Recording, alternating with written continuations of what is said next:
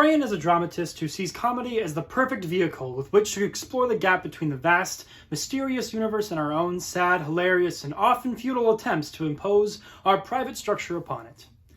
This quote comes from Michael Frayn's biography section on the British Council for Literature's website, and I feel it encapsulates a lot of what critics think of Frayn as an author.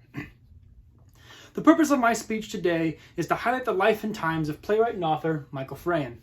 To prepare for this speech, I read reviews of Frayn's shows and read interviews of Mr. Frayn himself. Today I'll be going over 3 points: his life and career, his writing process, and his writing philosophy. To begin, let's look at Frayn's life and career.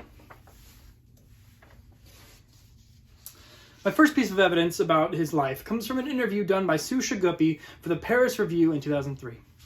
His father, who was deaf, worked as an asbestos salesman, and his mother was a violinist, gave up a promising professional future to supplement the family income as a shop assistant. She died when Frayn was 12, and that early loss has left a deep scar that shows up in touches of bittersweet wistfulness, even in his most hilarious comedies. I like this quote because it describes how Frayn came from a difficult upbringing. He experienced sorrow early on in his life, and in his difficult childhood might have helped him make him the great storyteller he is today.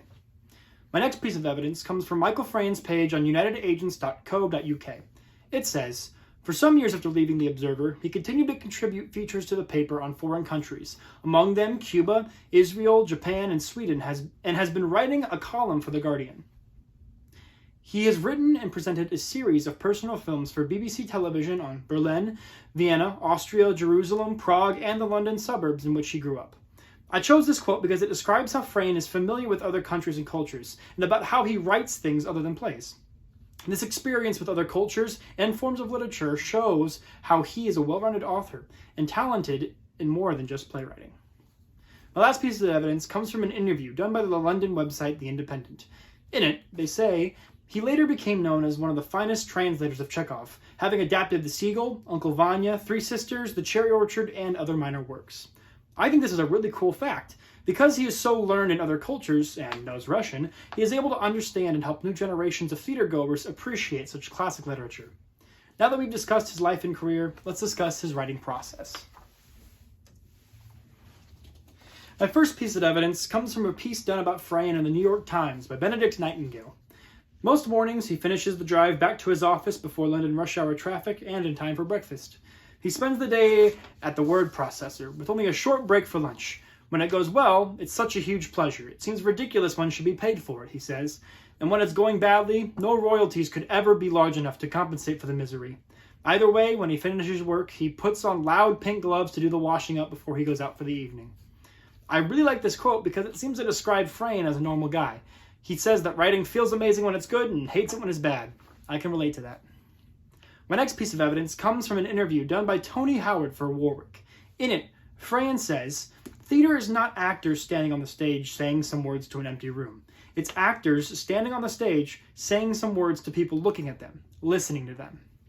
I love this comment he makes. He understands that the audience is just as important to the show as the actors are, and I think this can be seen in his writing. My last piece of evidence comes from an interview done by Marcy Cahan for Bomb magazine. I mean, I couldn't go to see them. They're dead, and although I read everything that I could get my hands on that they had written, that still didn't recapture the voices in which they spoke. So I began by feeling very awkward, but then of course you can't go on feeling awkward forever. Eventually the characters seem to take over, as they do when you're writing fiction, and they seem to come alive and the barrier, the difficulty was passed. I chose this quote because it helps explain something I've always had questions about. When writing about or playing someone who is an actual person, you never know if what you are doing is true to who you are capturing. The only thing you can do is try your best and let them shine as much as possible. Now that we've discussed his writing process, let's just discuss his writing philosophy. My first piece of evidence comes from a piece done by Michael Billington for the British Council for Literature. Frayn once wrote that what they are all about in one way or another is the way in which we impose our ideas upon the world upon us. And that conflict between the objective universe and our often helpless attempts to give it personal structure and order underlies almost everything he has written. I like this quote because he is talking about how trying to throw our ideas on the world is sometimes useless. Every person is different, and I think this can be seen in his works. My next piece of evidence comes from an interview done by Alex Bellotti for the website Etc. I often say to people that I think all writers of fiction ought to be required by law to go back and do a bit of reporting from time to time, just to remind themselves of how unlike their fictions the world actually is, how complicated it is, how much stuff there is, and how it's all muddled and tangled up together. I like this quote because it shows how Frayn tries to make his fictions believable. He has prior experience in the real world, so he knows what can be believed by an audience. My last piece of evidence comes from an interview done with the LA Times in 2002. In it, Frayn says, "In a play, it's not natural to know what's going on in someone's head," he says. "Plays are more like life than novels. The difficulty of knowing why people do what they do.